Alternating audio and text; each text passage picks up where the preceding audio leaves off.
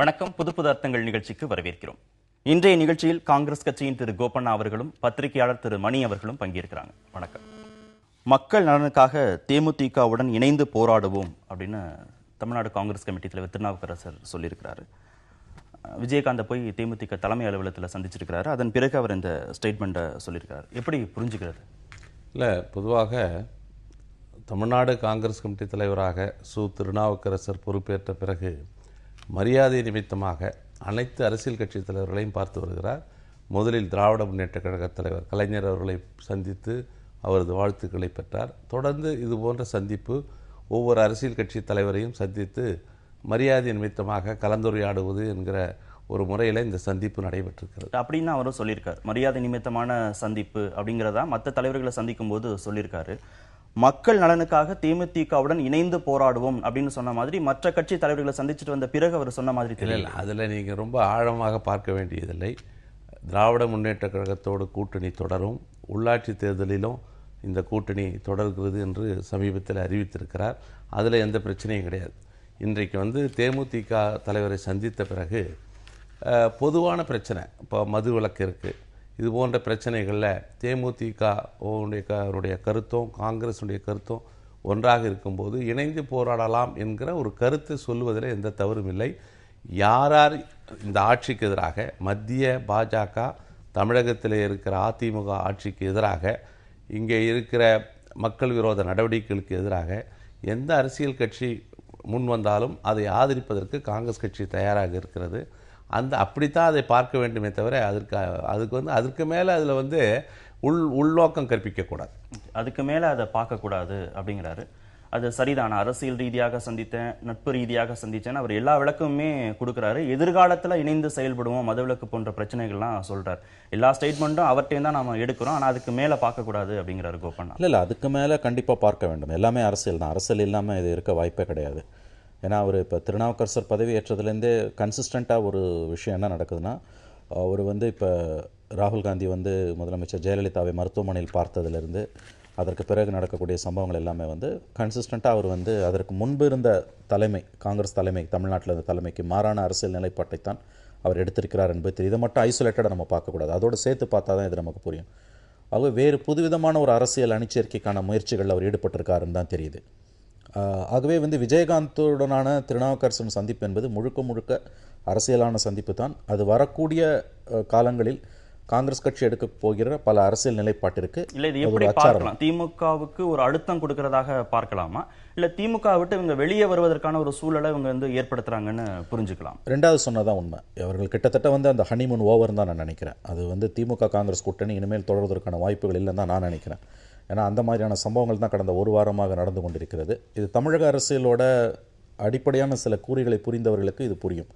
இது மரியாதை நிமித்தமான சந்திப்பு, மனிதாபிமான சந்திப்பு என்று அப்போலோ மருத்துவமனையில் போய் திருநாவுக்கரசர் ஜெயலலிதாவை பார்த்ததை சொன்னாலும், அதற்கு பிறகு ராகுல் காந்தி பேசிய சில வார்த்தைகளும் தொடர்ச்சியாக அதிமுகவுக்கும் இந்த ஆட்சியாளர்களுக்கும் வெண்சாமரம் வீசுவது போல திருநாவுக்கரசர் பேசி கொண்டிருக்கக்கூடிய சில வார்த்தைகளும் கண்டிப்பாக ஆழமான அரசியல் பொருள் கொண்ட விஷயங்கள் தான். அந்த பின்புலத்தில் பார்த்தால்தான் விஜயகாந்துடனான திருநாவுக்கரசன் சந்திப்பை நாம் புரிந்து கொள்ள முடியும். ஒண்ணுமே இல்லைன்னு சொன்னீங்க, ஆனால் நிறைய இருக்கிற மாதிரி தெரியும். நண்பர் மணி அவர்கள் அதில் நிறைய விளக்கம் கொடுக்குறாரு. இளம் தலைவர் ராகுல் காந்தி அவர்கள் முதலமைச்சர் ஜெயலலிதாவை மருத்துவமனையில் பார்ப்பதற்காக அது ஒரு நீண்ட பாரம்பரியத்தின் பின்னணியில் ஏற்கனவே எம்ஜிஆர் விஷயத்தில் இந்திரா காந்தி காட்டிய மனிதநேயம், ராஜீவ் காந்தி காட்டியது போன்ற அடிப்படையில் ராகுல் காந்தி பார்த்திருக்கிறார்.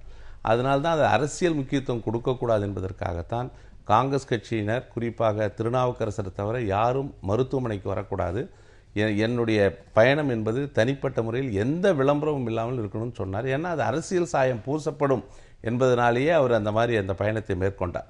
அதிலிருந்து தொடர்ந்து ஏதோ இது திராவிட முன்னேற்ற கழகத்துக்கு எதிரான ஒரு நடவடிக்கையாக இது முதலமைச்சரை பார்த்ததை போட்டு பத்திரிகைகள், ஊடகங்கள்ல பலவாறு கருத்துக்கள் பேசுறதுன்னு எடுத்துக்கலாம், நடக்கிறதுன்னு எடுத்துக்கலாம். இது காங்கிரஸ் கட்சியுடைய செயல்பாடுகள் அடிப்படையில தான் இந்த விவாதங்கள் தோன்றதாக இருக்கலாம். இது எங்க வருதுன்னா, சந்தேகம் எங்க வருதுன்னா, உள்ளாட்சி தேர்தல் தொடர்பாக நீங்க கூட்டணிலாம் பேசி இடஒதுக்கீடுலாம் முடிஞ்ச பிறகு திரும்ப திரும்ப அவர் வந்து நாங்க வந்து மீண்டும் தேர்தல் தொடர்பான அறிவிப்பு வருகிற போது பேச்சுவார்த்தை நடத்துவோம், பேச்சுவார்த்தை நடைபெற்று வருகிறது அப்படின்னு அவர் சொல்றாரு. இல்லை எப்படின்னா ராகுல் காந்தி வந்து பார்த்த பிறகு அனைத்து அரசியல் கட்சி தலைவர்களும் ஒன்றன் பின் ஒன்றாக பார்த்த பிறகு ராகுல் காந்தியினுடைய அந்த அந்த அந்த வந்து பார்த்தது வந்து அதனுடைய அர்த்தம் வந்து வேறு விதமாக போயிடுது. ஏன்னா எல்லா அரசியல் கட்சி தலைவர்களும் போய் பார்த்த பிறகு அதனுடைய முக்கியத்துவத்தை திசை திருப்புகிற பிரச்சாரம் கொஞ்சம் முடக்கப்பட்டது. வருகிற போதான கேள்வி, திருநாவுக்கரசர் வந்து இந்த ஸ்டேட்மெண்ட் சொல்றாரு, உள்ளாட்சி இடஒதுக்கீடு தொடர்பா நாங்க மீண்டும் பேச்சுவார்த்தை நடத்துவோம்.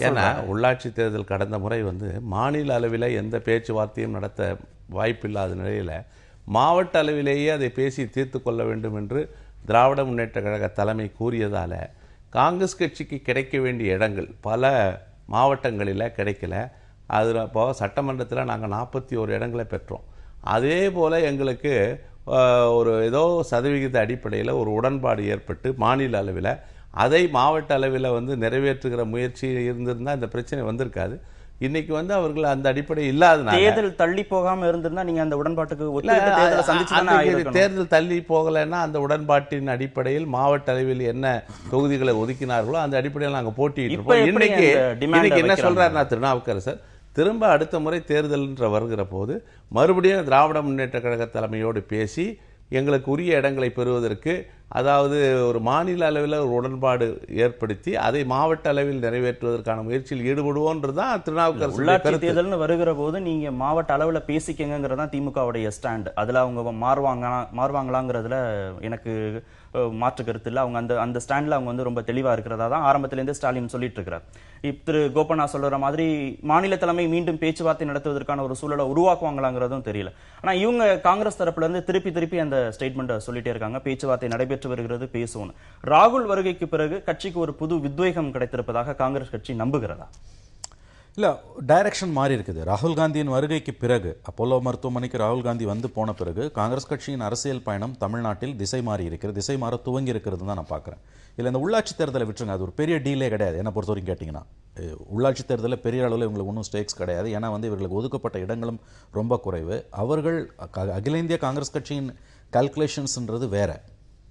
அது வந்து 2019 மக்களவைத் தேர்தல்கள், அதற்கு அடுத்து வரக்கூடிய சட்டமன்ற தேர்தல்களை மையமாக வைத்தும், அதற்கு முன்பாக இன்றிலிருந்து 2019க்கு நடுவில் இருக்கக்கூடிய காலகட்டத்தில் தமிழக அரசில் ஏற்படக்கூடிய வேறு சில கணக்குகள், வேறு சில மாற்றங்களை மையமாக கொண்டு, அவர்கள் எதிர்பார்க்கக்கூடிய மாற்றங்களை மையமாக கொண்டு இந்த நடவடிக்கைகள் அவர்கள் எடுத்திருக்கிறார்கள். உள்ளாட்சி தேர்தல் ஒரு மெயின் இது கிடையாதுன்ற ஒரு தொடக்க புள்ளியை பார்க்கலாம். கண்டிப்பாக இது ஒரு தொடக்க புள்ளி. ஏனெனில் நீங்கள் ராகுல் அவர்கள் வந்து அப்போலோவில் வந்து அந்த அம்மாவை பார்த்துட்டு போனது ஓகே, அது மனிதாபிமான விட்டுருங்க.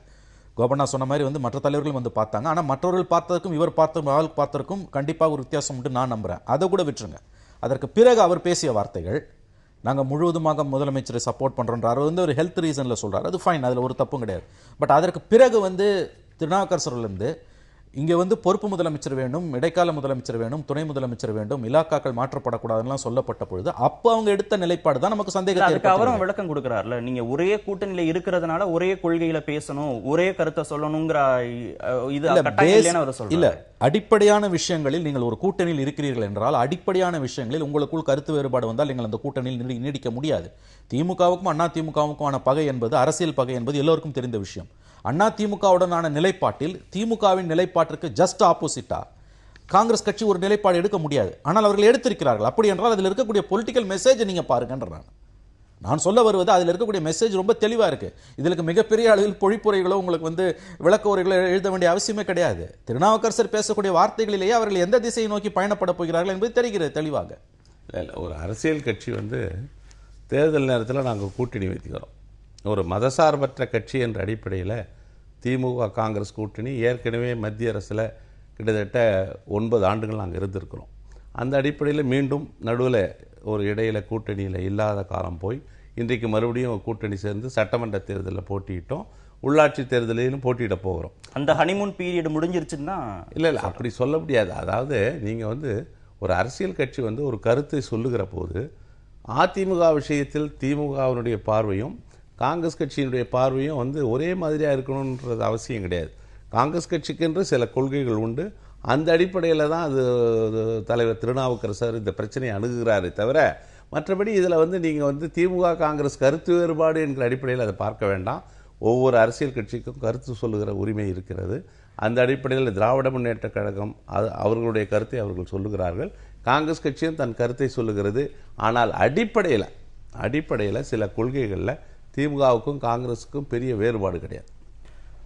கூட்டணி தொடர்பாக பேச்சுவார்த்தை நடைபெற்று வருகிறது, இடஒதுக்கீடு தொடர்பாக பேச்சுவார்த்தை நடைபெற்று வருகிறது, மரியாதை நிமித்தமாக மற்ற கட்சி தலைவர்கள் சந்திக்கிறது. இதையெல்லாம் தாண்டி திருச்சியில காவிரி பிரச்சனைக்காக காங்கிரஸ் உண்ணாவிரதம் இருக்கிறது. திமுக தரப்பிலிருந்து யாருமே, முக்கிய நபர்கள் யாருமே அந்த உண்ணாவிரதத்துக்கு ஒரு மரியாதை நிமித்தமாக கூட போய் அந்த ஆதரவு தெரிவிக்கல அப்படின்னு ஒரு குற்றச்சாட்டு. இல்லை, அது வந்து இப்போ அந்த போராட்டத்திற்கு நாங்கள் ஆதரவு கேட்டு திமுகவிடம் நாங்கள் அணுகியிருந்தால் அவர்கள் வந்து ஆதரவு தெரிவித்திருப்பார்கள். நாங்கள் எங்கள் கட்சியின் சார்பாக அன்றைக்கு உண்ணாவிரத போராட்டத்தை அறிவித்திருக்கிறோம். திராவிட கழக தலைவர் கூட அந்த சமயம் திருச்சியிலே இருந்த காரணத்தினால் வந்து வாழ்த்தி பேசிவிட்டு போயிருக்கிறார். விவசாய சங்க தலைவர்கள்லாம் வர்றாங்க.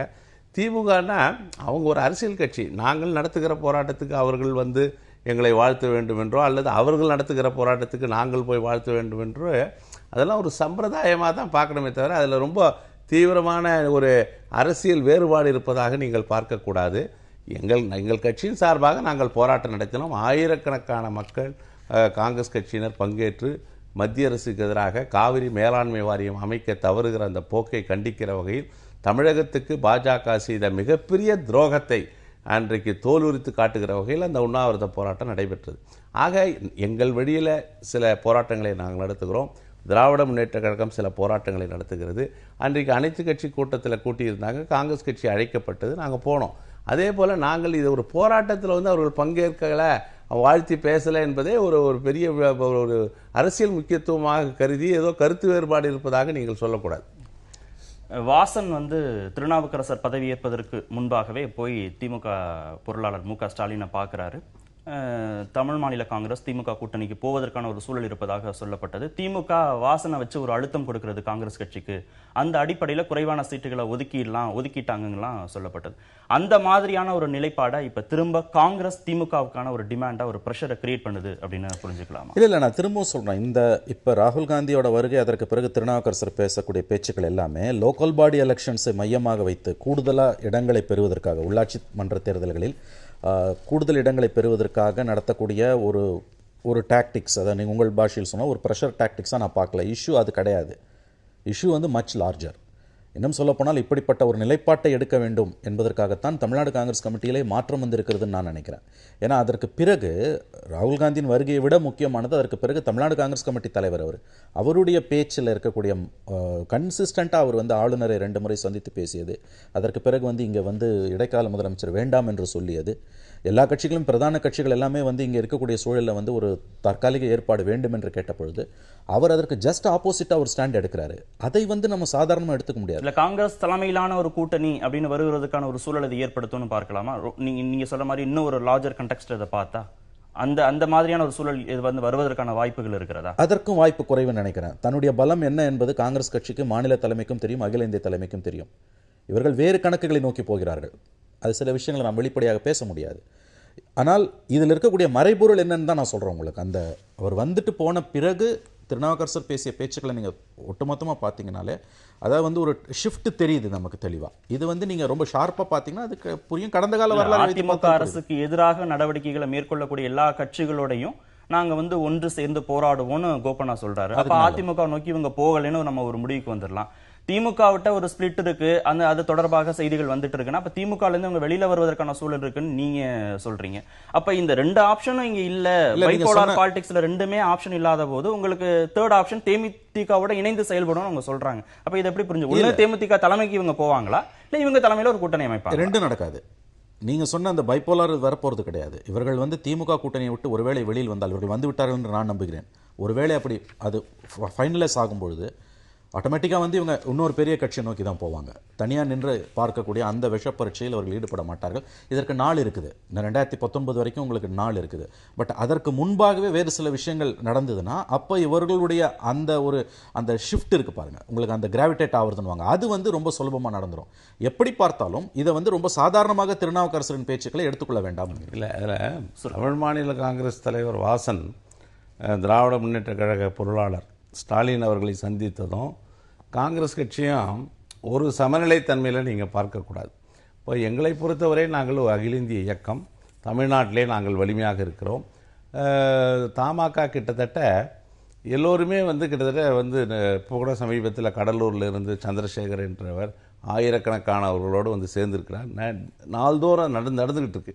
கிட்டத்தட்ட தமாக கரைந்து கொண்டிருக்கிறது. அந்த கட்சி காங்கிரஸ் கட்சிக்கு இணையாக முடியாது. பதவியேற்புக்கு முன்பாகவே அப்பாயின்மெண்ட் கொடுக்கப்பட்டு பார்க்கப்படுகிறது. நீங்க அவசரமாக போய் பார்க்கறாங்க. சந்திப்பதனால 3 நாட்கள் தங்கியிருந்து பார்க்கல. இந்த அடிப்படையில தான் இந்த கேள்வி எழுகிறது. அவருடைய சந்திப்பினால் எங்களுக்கு எந்த பாதிப்பும் ஏற்படாது. தமாகவினால் எங்களுக்கு எந்த விதமான அச்சுறுத்தலும் கிடையாது. அதை பற்றி நாங்கள் கவலைப்படவில்லை.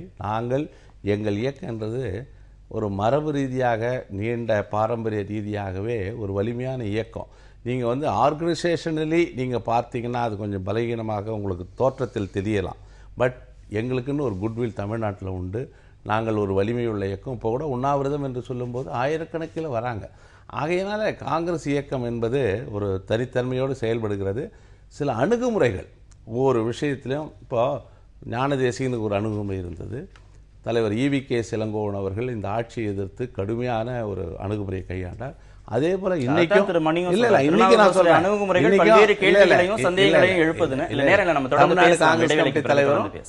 ஒரு அணுகுமுறையின் தலைவருடைய செயல்பாடுகள், கருத்துக்கள், அறிக்கைகள் பல்வேறு கேள்விகளை அரசியல் அரங்கத்தில் ஏற்படுத்துதுங்கிறதா விவாதம். பாரதிய ஜனதா அரசின் 2 ஆண்டு நிறைவு விளம்பரத்திற்காக 36 கோடி ரூபாய் செலவு அப்படின்னு ஒரு செய்தி இருக்கு. இந்த செலவு எப்படி அத்தியாவசியம் அப்படின்னு பார்க்கலாமா, அனாவசியம் அப்படின்னு புரிஞ்சுக்கலாமா, எப்படி பார்க்கலாம்? இல்லை, ஒரு அரசு தன்னுடைய சாதனைகள் என்று விளம்பரப்படுத்துவதில் தவறு கிடையாது. பட் அதுக்கு ஒரு எல்லை இருக்குது. அது எவ்வளோன்றது முக்கியம். இதெல்லாம் 36 கோடின்றதெல்லாம் ஊதாரித்தனம். இது என்ன சொல்ல போனீங்கன்னா, நீங்கள் இதை பிஜேபி எப்படி செஞ்சிருக்குன்னா, ஆம் ஆத்மி கட்சி அவர்கள் தங்களுடைய ஓராண்டு நிறைவு நாளுக்கு அவங்க நிறைய செலவு பண்ணாங்கன்னு அரசியல் ரீதியாக பிஜேபி மிகப்பெரிய பிரச்சனையை டெல்லியிலையும் அகில இந்திய அளவிலையும் கிளப்பினாங்க. அதற்கு அடுத்த ஆண்டு சிஏஜி ரிப்போர்ட்டில் ஆம் ஆத்மி கட்சி அந்த பணத்தை அரசாங்கத்துக்கு செலுத்தணும்னு சிஏஜியோட பரிந்துரையில் இருக்குது. பட் இன்னைக்கு அதே தவறை இவர்கள் செய்து, இந்த கவர்மெண்ட் மட்டும் இல்லை, தமிழ்நாட்டில் அதிமுக அரசு அதை செய்தது. ஏகப்பட்ட பணம் செலவாச்சு. மோடி கவர்மெண்ட் பண்ணியிருக்கு, ஆம் ஆத்மி கட்சி பண்ணியிருக்கு, சில மாநில அரசுகள் இதை பண்ணி கொண்டிருக்கின்றன. ஒவ்வொரு முறையும் சிஏஜி ரிப்போர்ட்டில் இது கடுமையான விமர்சனத்துக்கு உள்ளாகிறது. ஆனால் கட்சியும் கடந்த காலங்களில் பண்ணுது, காங்கிரஸ் கட்சியும் பண்ணது. கரெக்ட், காங்கிரஸ் கட்சியும் அந்த தவறை செஞ்சாங்க. யார் செஞ்சாங்கன்னாலும் அந்த லிமிட்டை தாண்டி போறாங்கன்னா, சிஏஜி சொன்னது போல அந்தந்த கட்சிகள் அவர்கள் அந்த பணத்தை அரசாங்க கஜானாவுக்கு செலுத்த வேண்டும்னு ஆம் ஆத்மி கட்சிக்கு சிஏஜி சொல்லியிருப்பது எல்லா கட்சிகளுக்கும் உச்சநீதிமன்ற தீர்ப்பும் அதுதான் சொல்லுது. ஆகவே இதை நம்ம குறிப்பா ஒரு பிஜேபிக்கு மட்டும், மோடி சர்க்காருக்கும் பேசுறது கூட என்னை பொறுத்தவரையில் சரியில்லை. இதை ஒட்டுமொத்தமா அகில இந்திய அளவில், அது அதிமுக அரசு தமிழ்நாட்டில் பண்ணாலும், அரவிந்த் கெஜ்ரிவால் அரசு டெல்லியில் பண்ணாலும், மோடி சர்க்கார் டெல்லியில் அகில இந்திய அளவில் பண்ணாங்கனாலும், யார் செய்தாலும் அந்த ஒரு த்ரெஷ்ஹோல்டை தாண்டி போறாங்கன்னா கண்டிப்பாக அவர்கள் அந்த கட்சி கஜானாவுக்கு பணத்தை செலுத்துவதுதான் சரியா இருக்கும். அந்த லிமிட் அப்படிங்கறத நீங்க எப்படி அதுக்கு கரெக்ட், நீங்க அது ஒரு கன்சென்சஸ் இவங்க உருவாக்கலாம். அது அனைத்து கட்சி கூட்டத்தை கூட்டி உருவாக்கலாம்.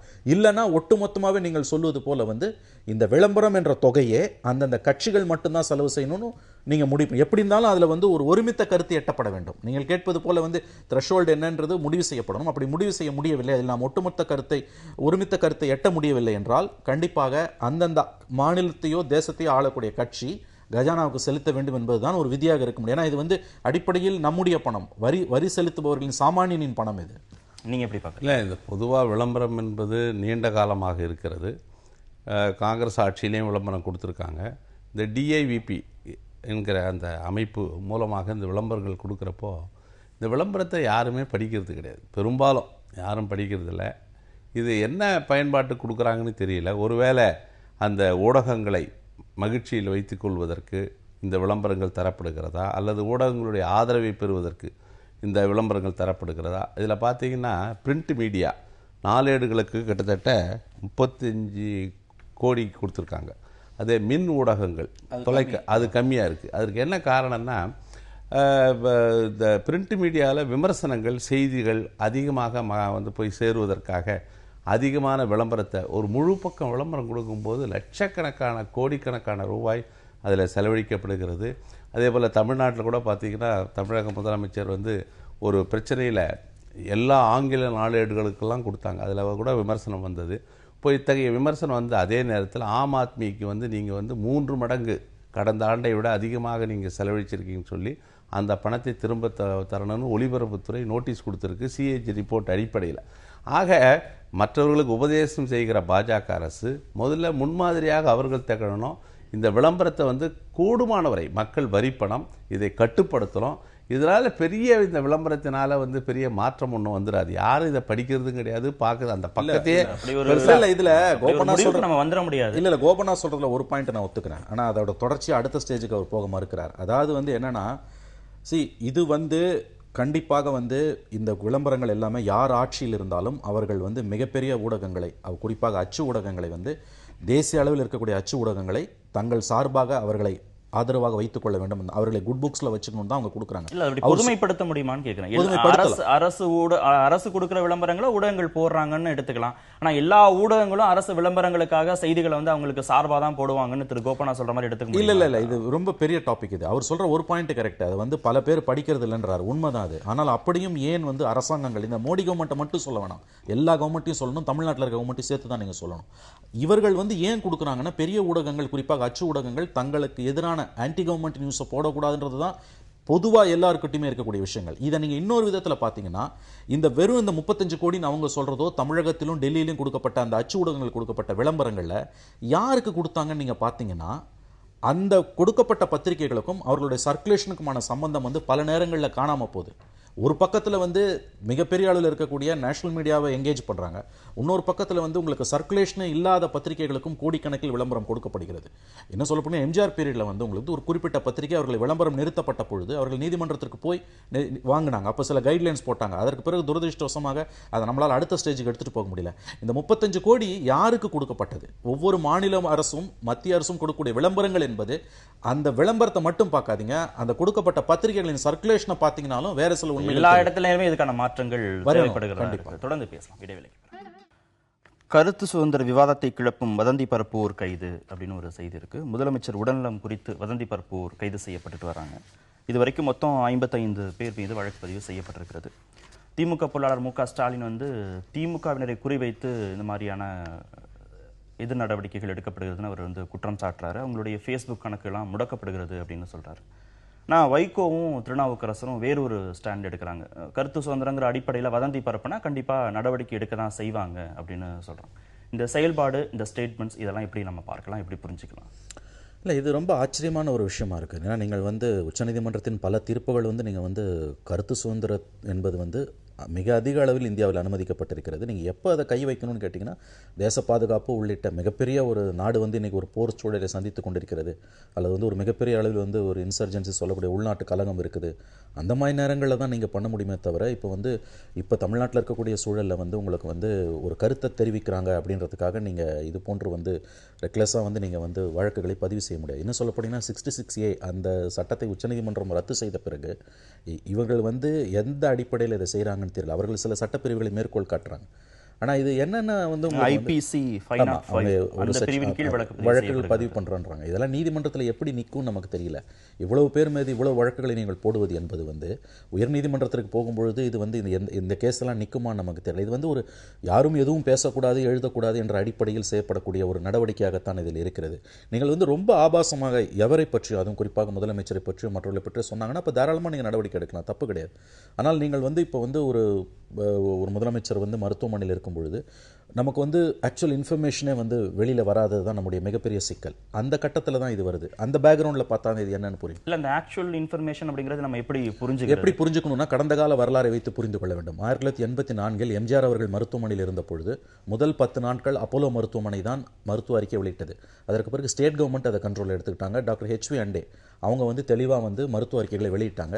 இன்னும் சொல்லப்போனால் அப்பொழுது 2 வெளிநாட்டு மருத்துவர்கள், ஜப்பானை சேர்ந்த ஒரு மருத்துவரும் அமெரிக்காவிலேருந்து ஒரு மருத்துவரும் அப்போலோ மருத்துவமனையில் அவங்க பிரஸ் மீட் வச்சு எம்ஜிஆருக்கு வந்து என்ன குறைபாடு, அவர் வந்து கிட்னி டிரான்ஸ்பிளான்ட் தேவைப்படுகிறது, சிறுநீரக மாற்று அறுவை சிகிச்சை தேவைப்படுகிறது, அமெரிக்காவுக்கு போக வேண்டும் என்று அவர்கள் வெளிப்படையாக சொன்னார்கள். இன்றைக்கி நீங்கள் ஒரு விஷயத்தை கவனிக்கணும். ஒரு தனியார் மருத்துவமனையில் நம்முடைய முதலமைச்சர் சிகிச்சை பெற்று வருகிறார். அவர் பூரண குணம் பெற்று மீண்டும் பணிக்கு திரும்ப வேண்டும் என்பதுதான் எல்லோருடைய கருத்தும். அதில் யாருக்கும் மாற்று கருத்து இருக்க வாய்ப்பே கிடையாது. ஆனால் இந்த மருத்துவ அறிக்கைகளை ஒரு தனியார் மருத்துவமனை வெளியிடுகிறது. அரசு வெளியிட வேண்டும். அதை கவர்மெண்ட் வந்து அதை எங்கேஜ் பண்ணணும். கவர்மெண்ட் கிட்ட இருந்து எந்த ஸ்டேட்மெண்ட்டும் கிடையாது. இப்போ நேற்று பார்த்தீங்கன்னா கூட இந்த கைது நடவடிக்கைகள் பற்றிய விமர்சனம் வந்த பொழுது கூட நம்முடைய அதிமுகவோட செய்தி தொடர்பாளர் முன்னாள் அமைச்சர் பொன்னையன் அவர் தான் வந்து ரியாக்ட் பண்றாரு. கவர்மெண்ட் ரியாக்ட் பண்ணணும், ஹெல்த் மினிஸ்டர் ரியாக்ட் பண்ணணும், அல்லது முதலமைச்சரின் துறைகளை கையில் வைத்திருக்கக்கூடிய ஓபிஎஸ் அவர்கள் ரியாக்ட் பண்ணணும். கவர்மெண்ட் வந்து மீடியாவை எங்கேஜ் பண்ணவே மறுக்கிறாங்க. அவங்களோட பார்ட்டி ஸ்போக்ஸ் பர்சன்ஸ் எங்கேஜ் பண்றாங்க. பார்ட்டி ஸ்போக்ஸ் பர்சன்ஸ் மற்ற கட்சி தலைவர்கள் போய் பார்க்கறாங்க, வெளியில வந்து நாங்க மருத்துவர்கள்ட்ட பேசணும்னு பாசிட்டிவா அறிக்கை விடுறதாக செய்தி தொடர்பாளர் சரஸ்வதி வந்து சொல்றாங்க.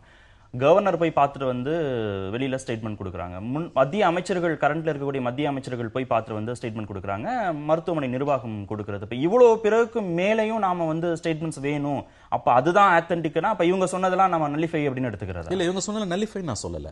நீங்க கடந்த கால வரலாறு வச்சு பாருங்க. இந்தியாவில் மற்ற மாநிலங்களில் என்ன நடந்ததுன்றதும் பாருங்க. வாஜ்பாய் அவர்கள் மருத்துவமனையில் இருந்த பொழுதும் டாக்டர் மன்மோகன் சிங் இருந்த பொழுதும் கூட வந்து சீரான இடைவெளியில் வந்து உங்களுக்கு மெடிக்கல் புல்லட்டின்ஸ் வந்தது. இப்போ நமக்கு வந்து அந்த பீரியாடிசிட்டியும் இல்லை. திடீர்னு வருது, திடீர்னு வரது இல்லை. அதை விட முக்கியமானது என்னன்னு கேட்டிங்கன்னா, அவர் ஒரு முதலமைச்சர், நம்முடைய முதலமைச்சர், தேர்ந்தெடுக்கப்பட்ட ஒரு முதலமைச்சர். வெறும் அதிமுக பொதுச் செயலாளராக இருந்தால் யாரும் இதை கேட்க போவதில்லை. அப்படி இருக்கும் பொழுது கவர்மெண்ட், ஸ்டேட் கவர்மெண்ட் எங்கேஜ் பண்ணணும் மீடியாவை. நீங்கள் வந்து 24 ஹவர்ஸ்க்கு ஒரு தடவை அல்லது 48 ஹவர்ஸ்க்கு ஒரு தடவை நம்ம சின்ன சின்ன டீட்டெயில்ஸ் எல்லாம் கூட கேட்கல. ப்ராட் பேராமீட்டர்ஸ் சொல்லுவாங்க. அதை மாநில அரசு, தேர்ந்தெடுக்கப்பட்ட ஒரு அரசு, ஒரு சுகாதாரத்துறை அமைச்சரோ அல்லது முதலமைச்சரோ அல்லது மூத்த அமைச்சர் ஒருவரோ அல்லது தலைமைச் செயலாளரோ, அரசு எந்திரம் வந்து மீடியாவுக்கு தகவலை சொல்லலை. இது ரெண்டுத்துக்கும் வித்தியாசம் இருக்கு. பார்ட்டி ஸ்போக்ஸ் பர்சன்ஸ் வந்து இப்போ பொன்னையனோ சிஆர் சரஸ்வதியோ மற்றவர்களோ சொல்லுவது என்பதோ, தொலைக்காட்சி வாதங்களில் பேசுவது என்பதோ அது வந்து சரி கிடையாது. கவர்மெண்ட் எங்கேஜ் பண்ணும். அதுல நான் திரும்ப வருவோம், நம்ம அதை பேசுவோம். நீங்க இதை எப்படி இல்லை, பொதுவாக ஒரு முதலமைச்சர் ஜெயலலிதா அவர்களது உடல்நலம் பற்றி சமூக வலைத்தளங்கள், ஊடகங்களில் இந்த அளவுக்கு இந்த அளவுக்கு கருத்துக்கள் வெளிவந்ததைப் போல இதற்கு முன்பு யாருடைய உடல்நலத்தை பற்றியும் இவ்வளோ வரல. இதற்கு என்ன காரணம்னா, நிறைய சமூக வலைத்தளங்களில் பலவிதமான கருத்துக்கள் வருகின்றன. அதில் பெரும்பாலும் வதந்திகளாகவும் அந்த கருத்துக்கள் பரப்பப்படுகின்றன. வதந்திகள் பரப்பக்கூடாது என்பதிலே வந்து மாற்று கருத்து இருக்க முடியாது. ஆனால் அதே நேரத்தில் உண்மையை மக்கள் தெரிந்து கொள்ள வேண்டும். உண்மையிலே ஜெயலலிதாவுக்கு உடல்நலம் என்ன, உடல்நலக் குறைவு என்ன, எதனால் ஏற்பட்டது, எப்படி ஏற்பட்டது என்பதை அப்போலோ அவருடைய மருத்துவமனை வந்து அறிக்கையாக வெளியிடுகிறது. ஆனால் அந்த அறிக்கை ஒரு கட்டத்திற்கு மேலாக மக்கள் அதை வந்து நம்புவதற்கு தயாராக இல்லை. இது குறித்து டிராஃபிக் ராமசாமி அவர்கள் உயர்நீதிமன்றத்தில் வழக்கு தொடுத்தார். அப்பொழுது நீதியரசர் அவர்கள் ஒரு நோட்டீஸ் பிறப்பித்து ஓரிரு தினங்களில் அரசு வந்து ஒரு அறிக்கை வெளியிட வேண்டும் முதலமைச்சர் உடல்நிலை பற்றி என்று சொல்லப்பட்டது. ஆனால் மறுபடியும் வழக்கு வந்தபோது அந்த வழக்கு பப்ளிசிட்டிக்காக போடப்பட்ட வழக்கு என்று தள்ளுபடி செய்யப்பட்டது. ஏதோ ஒரு காரணத்தினால அரசு அறிக்கை வெளியிட வேண்டும் என்பதை நீதிமன்றம் வலியுறுத்தலை. அதில் நீதியரசர் பேசும்போது முதலமைச்சர் உடல்நிலை பற்றி அந்த வழக்கறிஞர் கேட்டபோது அது கடவுளுக்கு தான் தெரியும் அப்படின்னு நீதியரசர் சொல்லியிருக்கார். ஆக பொதுவாக மக்களுக்கு ஏதோ ஒன்று மறைக்கப்படுகிறது, முதலமைச்சர் உடல்நிலை குறித்து உண்மையை அறிந்து கொள்ள முடியும் என்கிற அடிப்படையில் வதந்திகளை வந்து பரப்புறாங்க. அதுதான் நீ ஆரம்பத்தில் சுகாதாரத்துறை அமைச்சர் வந்து பேட்டி கொடுத்திருக்கிறாரு, சுகாதாரத்துறை செயலாளர் கொடுத்திருக்கிறாங்க, அதுக்கப்புறம் மருத்துவமனை நிர்வாகம் தொடர்ந்து கொடுத்துட்டே வருகிறது. வதந்திங்கிறது வந்து நீங்க அரசு துறை செயலாளர் கொடுக்கறதுனால பரவாது, அரசு சுகாதாரத்துறை அமைச்சர் கொடுக்கறதுனால பரவாதுன்னு நம்ம ஒரு முடிவுக்கு வர முடியுமா? வதந்திகள் பரப்புறவர்கள் வந்து நீங்க மருத்துவமனை நிர்வாகம் கொடுக்கக்கூடிய ஸ்டேட்மெண்ட்டை நம்பாம வதந்திகள் பரப்புறாங்க, அரசு தரப்புல கொடுத்தா மட்டும் அவங்க வதந்திகளை வந்து பரப்பாம இருப்பாங்கன்னு நம்ம சொல்ல முடியுமா? இல்ல, நீங்க கேட்குற நல்ல கேள்வி. அப்பொழுதும் பரவும். ஆனால் அதில் ஒரு வித்தியாசம் என்னன்னு கேட்டீங்கன்னா வந்து அதற்கான நம்பகத்தன்மை என்பது குறையும். திரும்பவும் நான் சொல்றேன் உங்களுக்கு வந்து என்னன்னா, கவர்மெண்ட் எங்கேஜ் பண்ணல. நீங்க இன்றைக்கு நம்முடைய முதலமைச்சர் வந்து செப்டம்பர் 22ஆம் தேதி அவர் மருத்துவமனையில் அனுமதிக்கப்பட்டதிலிருந்து அந்த தனியார் மருத்துவமனையில் வரக்கூடிய செய்தி குறிப்பைத்தான் டிஐபிஆர் மூலமாக நம்ம எல்லாருக்கும் அது வந்துட்டு இருக்குது. ஒரு தடவை கூட அரசாங்கம் வந்து அதிகாரப்பூர்வமாக இதை அறிவிக்கல. இந்த உயர்நீதிமன்றத்திற்கு போன அந்த வழக்கில் கூட இவர் டிராஃபிக் ராமசாமி வழக்கில் முதல் நாள் வந்து ஒரு டிவிஷன் பெஞ்ச் வந்து மக்களுக்கு இதை தெரிந்து கொள்வதற்கான உரிமை இருக்குதுன்னு சொல்றாங்க. 2 நாட்கள் கழித்து வேற பெஞ்சுக்கு போது அவர்கள் அந்த கோரிக்கையை நிராகரிக்கிறார்கள். இது வந்து பப்ளிசிட்டிக்குன்றாங்க, நீங்க மருத்துவமனை கொடுக்கக்கூடிய அந்த அறிக்கையை ஏன் பார்க்கலன்னு கேட்குறாங்க. விஷயம் அதோட முடிஞ்சு போயிடுச்சு. இப்போ ஏன் சிக்கல் வருதுன்னு கேட்டிங்கன்னா 2 விஷயம். ஒன்று, கவர்மெண்ட் எங்கேஜ் பண்ண மறுக்குது. 2வது வந்து ஒரு சீரான இடைவெளியில் நீங்கள் வந்து மருத்துவ அறிக்கைகளை கொடுக்க மறுக்கிறீர்கள். அவங்க வந்து மோஸ்ட் பாப்புலர் லீடர், தமிழ்நாட்டோட மிகவும் செல்வாக்கு மிக்க ஒரு முதலமைச்சர். அவங்க வந்து 4வது முறையாக தேர்ந்தெடுக்கப்பட்டு வந்திருக்கிறார். அப்படி இருக்கும் பொழுது அவர் மருத்துவமனையில் கிட்டத்தட்ட 25 நாட்களாக இருக்கிறார் என்றால் எல்லோருக்கும் அதை பற்றி தெரிந்து கொள்ளக்கூடிய ஒரு ஆர்வம் என்பது இயல்பாக வரும். அது இன்னைக்கு இருக்கக்கூடிய தொழில்நுட்ப வளர்ச்சியில் சோஷியல் மீடியா அவ்வளவு தூரம் வளர்ந்திருக்கக்கூடிய சூழல்ல வந்து தகவல்கள் இல்லை என்பதுதான். அதாவது உண்மை உறங்க போனால் வதந்திகள் ரெக்கை கட்டி பறக்கும் என்பார்கள். இல்ல, நீங்க அதை தகவலை எப்படி- சொல்ல மறுக்கிறீங்க. அததான் எப்படி எடுத்துக்கிறது? நீங்க அரசு நிர்வாகம் கொடுத்தா வதந்திகளை பரப்ப குறையும். மாட்டாங்க, நம்ம சொல்ல அதோட முடியல. கிரெடிபிலிட்டி வேற. அதான் கிரெடிபிலிட்டி. அதாவது அப்போலோனுடைய அறிக்கை ஒரே ஒரு ஸ்டீரியோ டைப்பாக வந்து கொண்டிருக்கிறது. இந்த நிலையில ஒரு தலைமைச் செயலாளர், சீஃப் செக்ரட்டரி இருக்காரு, ஹெல்த் செக்ரட்டரி இருக்காரு, அவரை போன்றவர்கள் நாள்தோறும் வந்து ஒரு நாளுக்கு 2 நாளுக்கு 3 நாளுக்கு ஒரு முறை வந்து மருத்துவ அறிக்கையை வெளியிட்டார்களே ஆனால் மக்கள் வந்து அதுக்கு ஒரு நம்பகத்தன்மை இருக்கும். இந்த அப்போலோ மருத்துவ அறிக்கையில் கொஞ்சம் நம்பகத்தன்மை குறைகிற காரணத்தினால பலர் பலவிதமான வதந்திகளை வந்து சமூக வலைத்தளங்களில் ஊடகங்களில் வெளியிடுகிறார்கள். இதை எதிர்த்து அரசு வந்து வழக்கு தொடுத்து கிட்டத்தட்ட இல்ல நம்பகத்தன்மைங்கிறது நாம வச்சுக்கக்கூடிய ஒரு அளவுகோல்ங்கிறத தாண்டி இல்ல, நம்பகத்தன்மை அந்த தான் வதந்திகளை- இருக்கணும். இல்ல பொதுவா உடல்நலம் குறித்து மட்டுமே இல்ல, ஒரு ஜாதி கலவரம் வருகிற போது வதந்தி பரப்பப்படுகிறது, மத கலவரங்கள் வருகிற போது வதந்தி பரப்பப்படுகிறது, நடிகர்கள் பத்திலாம் வதந்தி பரப்பப்படுகிறது. இப்போ PUCL உடைய தேசிய செயற்குழு உறுப்பினர் சொல்லும்போது இது தனி மனிதர்களுக்கான உரையாடல். இப்ப நான் உங்ககிட்ட ஒரு செய்தியை சொல்றேன், நீ எனக்கு ஒரு செய்தியை சொல்றீங்க. அது மாதிரி 2 சமூக வலைத்தளங்களுக்கு இடையிலான ஒரு 50 பேர் கொண்ட குழுவாக கூடிய வாட்ஸ்அப்பா இருக்கலாம், இல்ல 500 பேர் இருக்கக்கூடிய ஃபேஸ்புக்கா இருக்கலாம்.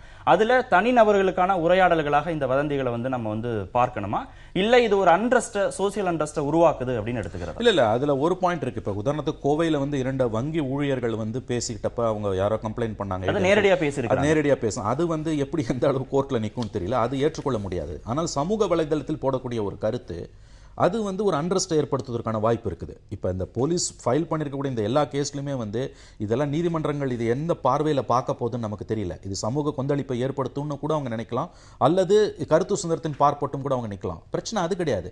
பிரச்சனை என்னன்னு கேட்டிங்கன்னா, நீங்கள் வந்து இத்தனை நாட்கள் வந்து மருத்துவமனையில் இருக்கும் பொழுது சீரான இடைவெளியில் மருத்துவ அறிக்கைகள் வராததும், திரும்ப திரும்ப நீங்கள் எங்கே ஆரம்பிச்சிங்கனாலுமே வந்து கவர்மெண்ட் எங்கேஜ் பண்ணாததும் தான் இதோட சிக்கல் நான் பார்க்குறேன். மற்றபடி வந்து இது வந்து ஒரு 2 தனிநபர்களுக்கு இடையிலான சம்பாஷணையா அல்லது வந்து சோஷியல் மீடியாவில் போடுறதால வந்து அதுக்கு வந்து கலவரம் வருமா வராதா அப்படின்னு பார்த்தீங்கன்னா, கலவரம் வருவதற்கான வாய்ப்பு இருக்குது. நீங்கள் காஷ்மீர்லையும் கர்நாடகாவில் சில ஆண்டுகளுக்கு முன்பு வந்து வடகிழக்கு மாநிலத்திற்கு எதிராக வந்து அந்த ட்வீட்ஸ் போட்டப்போ வந்து கவர்மெண்ட் வந்து பேன் பண்ணாங்க அந்த குறிப்பிட்ட காலகட்டத்துக்கு.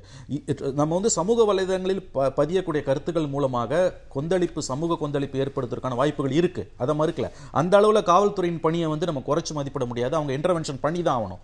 ஆனா எது அளவுகோல் என்பதுதான். நீங்கள் வந்து ஒரு தேச பாதுகாப்பு அளவுக்கு இந்த விஷயத்தை பார்க்க முடியுமான்னு தெரியல. திருநாவுக்கரசர் வந்து கருத்து சுதந்திரங்கிற அடிப்படையில் நீங்க வந்து எந்த கருத்தையும் சொல்லக்கூடாது, காவல்துறை எடுக்கக்கூடிய நடவடிக்கை சரிதான அவர் வந்து ஜஸ்டிஃபை பண்றார். ஆனா வேறொரு தளத்துல இது தனிநபர்களுக்கான உரையாடல் அப்படின்னு சொல்ல இல்ல இப்போ கருத்து சுதந்திரம் என்ற போர்வையில சமூக வலைத்தளங்கள்ல சொல்லப்படுகிற கருத்துக்கள் எல்லையற்று, அதாவது தனிநபர்களை வந்து மிக மிக கேவலமாக சித்தரிக்கிற வகையில் கருத்துக்கள் வெளியிடப்படுகிறது. அதை தடுப்பதற்கு ஏதோ ஒரு வகையில் இப்போ ஏற்கனவே தகவல் தொழில்நுட்ப சட்டம் 66A இருந்தது. அது இப்பொழுது உச்சநீதிமன்றத்தில் ரத்து செய்யப்பட்ட காரணத்தினால இப்போ இந்திய தண்டனை சட்டத்தின்படி 505A 153 வச்சு இப்போ அரெஸ்ட் பண்ணிக்கிட்டு இருக்காங்க. இந்த கைது நடவடிக்கைகள் வந்து அதுக்கு என்ன உள்நோக்கம் இருக்குன்னு எனக்கு தெரியாது. ஆனால் கருத்து சுதந்திரம் என்ற போர்வையில் ஒரு முதலமைச்சரை பற்றி, உடல்நலத்தை பற்றி எல்லையற்ற வதந்திகள் பரப்பப்படுவது தடுக்கப்படணும். அது வந்து எந்த வகையில் தடுப்பது என்பது ஒரு அரசு தீர்மானித்து இந்த நடவடிக்கைகள் எடுத்திருக்கிறது. ஆனால் உண்மையில் இதையெல்லாம் இந்த வதந்திகளை தடுப்பதற்கு, முறியடிப்பதற்கு, இந்த வதந்திகளுக்கு முடிவு கட்டுவதற்கு தமிழக அரசு தலைமைச் செயலாளர் அவர்கள் நாள்தோறும் மருத்துவ அறிக்கை வெளியிடுவாரேயானால் அதன் மீது ஒரு நம்பகத்தன்மை ஏற்பட்டு இந்த வதந்திகளுக்கு ஒரு முடிவு கட்டப்படும். இதை வந்து நீங்கள் உண்மையை வந்து மறைக்கிறீங்க. முதலமைச்சர் உடல்நிலையை முழுமையாக நீங்கள் போய் பார்க்குறாங்க. யாரும் முதலமைச்சரை பார்க்கல, ஆளுநர் பார்க்கல, யாரும் பார்க்கல. இதுவரை நான் முதலமைச்சரை பார்த்தேன் என்று யாரும் சொல்ல. ஆளுநர் என்ன சொல்றார், அந்த வார்டு வரைக்கும் போயிட்டு வந்தேன்னு தான் சொல்றாரே தவிர முதலமைச்சர் பார்த்தேன்னு சொல்லல. கேள்வி கேட்கக்கூடியவர்கள், விமர்சனம் வைக்கக்கூடியவங்க, சந்தேகம் வைக்கக்கூடியவங்க, நீங்க சொன்னாலும் கேள்வி கேட்பாங்க, திரு மணி சொன்னாலும் கேள்வி கேட்பாங்க, நான் சொன்னாலும் கேள்வி கேட்பாங்க. அதற்கு சுகாதாரத்துறை செயலாளர் சொன்னாலும், பிரதமர் சொன்னாலும், பிரதமர் வந்து நாளைக்கு பார்த்துட்டு போய் ஸ்டேட்மெண்ட் சொன்னாலும் கூட கேள்வி கேட்பாங்க. அப்போலோ வந்து ஒரு தனியார் நிறுவனம். அப்போலோ என்பது தனியார் பிரதமர் நிறுவனம். சொன்னாலே அந்த வதந்திகள் பரவாதுங்கிறதுக்கு என்ன விதமான உத்தரவாதம் தலைமைச் செயலாளர் வந்து இதுல நீங்க வந்து கவனிக்க வேண்டியது என்னன்னா, நீங்க சொல்ற பாயிண்ட் கரெக்ட். எந்த லேயர்ல சொன்னாலும் இது பரவுன்றீங்க.